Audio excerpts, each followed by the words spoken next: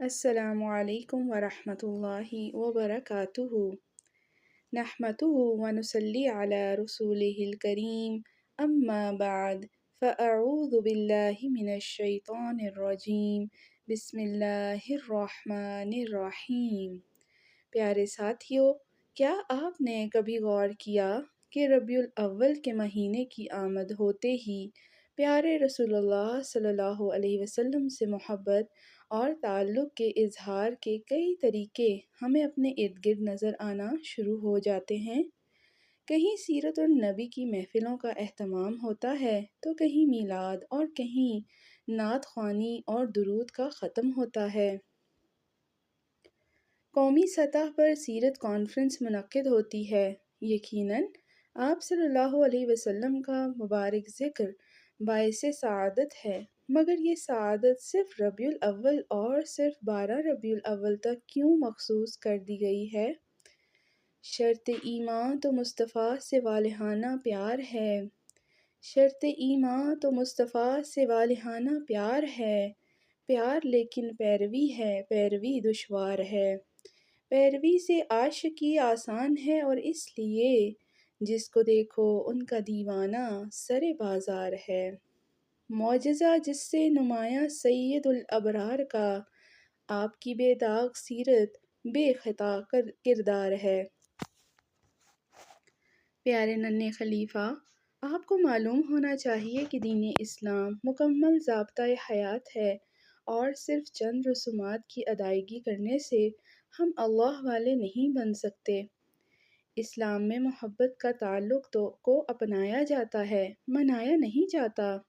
کیا mothers day کو منا لینے سے ماں کا حق ادا ہو جاتا ہے؟ آپ کس اولاد کو کہیں گے کہ وہ اپنی ماں سے محبت کے دعوے میں سچی ہے؟ وہ جو سال میں ایک دفعہ ماں کی برتھ ڈے منانے کو کافی سمجھے اور باقی پورا سال ماں کی بات نہ مانے؟ یا وہ اولاد جو ماں کی ہر بات کو سب سے اہم سمجھے اور ماں کی ہر بات مانے؟ ہم اللہ پاک کا جتنا شکر ادا کریں کم ہے کہ جس نے ہمیں اس پیارے نبی صلی اللہ علیہ وسلم کی امت میں سے بنایا ہے۔ اللہ تبارک و تعالیٰ نے تو ہمارے نبی پاک صلی اللہ علیہ وسلم کی مجسم شکل میں ہمارے لیے نمونہ اور معلم بھیجا تاکہ ہم اپنی پوری زندگی اللہ کی رضا کے مطابق گزاریں اور اپنی مرضی کی جنت میں رسول اللہ صلی اللہ علیہ وسلم سے ملاقات کر سکیں۔ آئیے پیارے ساتھیو، اس ربیع الاول کیوں نہ ہم اللہ تعالیٰ کے اس حکم کو اپنی زندگی کا مشن بنا لیں۔ سورۃ النساء آیت نمبر 80 میں ارشاد ربانی ہے، مَن یُطِعِ الرَّسُولَ فَقَدْ أَطَاعَ اللَّهَ۔ اللہ تعالیٰ فرماتے ہیں کہ جس نے رسول اللہ صلی اللہ علیہ وسلم کی اطاعت کی تو یقیناً اس نے اللہ کی اطاعت کی۔ ہمارے پیارے ننھے خلیفہ، رسول اللہ صلی اللہ علیہ وسلم کی اطاعت کے لیے ہمیں ان کی سیرت پڑھنی ہوگی۔ یہ جاننا اور پہچاننا سب سے زیادہ ضروری ہے کہ رسول اللہ صلی اللہ علیہ وسلم کون تھے، وہ کیسے باپ تھے، کیسے استاد تھے، کیسے رہنما تھے، کیسے دوست تھے، اور یہاں تک کہ دشمنوں سے ان کا کیسا سلوک تھا۔ رسول اللہ صلی اللہ علیہ وسلم سے محبت کی اصل کنجی ان کو جاننا ہے، کیونکہ جیسے جیسے ہم رسول اللہ صلی اللہ علیہ وسلم کو جانیں گے، ہمارے دلوں میں ان کی محبت بڑھے گی اور ان کی اطاعت کرنا ہمارے لیے آسان ہو جائے گا، اور دراصل وہ ہوگی اللہ تعالیٰ کی اطاعت جو ہمیں انشاءاللہ جنت تک پہنچا دے گی۔ آئیے پیارے ساتھیو، رسول اللہ صلی اللہ علیہ وسلم کے نقش قدم کی پیروی کے اپنے اس دلچسپ سفر میں آگے بڑھیں اور اپنے دوستوں کو بھی دعوت دیں کہ وہ اس سفر میں آپ کے ساتھ شریک ہوں۔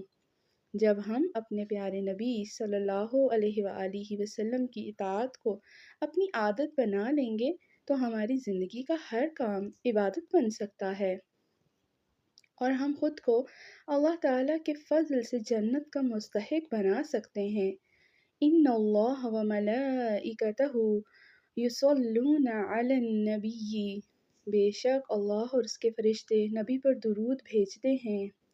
آئیے پہ ہمارے پیارے ساتھیوں، ہم سب مل کر اللہ تعالیٰ کا شکر ادا کریں جس نے ہمیں نبی پاک کی امت سے بنایا اور ان کے اس مشن کا حصہ بننے کے لیے چنا، اور اس دعا کے ساتھ اپنی آج کی بات کا اختتام کرتے ہیں کہ اللہ ذوالجلال والاکرام ہم سب کو جنت میں رسول اللہ صلی اللہ علیہ وسلم کے ہاتھ سے حوض کوثر کے پانی سے سیراب ہونے والے خوش نصیبوں میں سے بنا دیں۔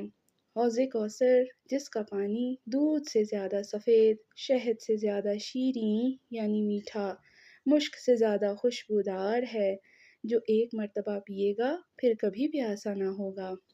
اللہم صلی وسلم وبارک علی نبینا محمد صلی اللہ علیہ وآلہ وسلم۔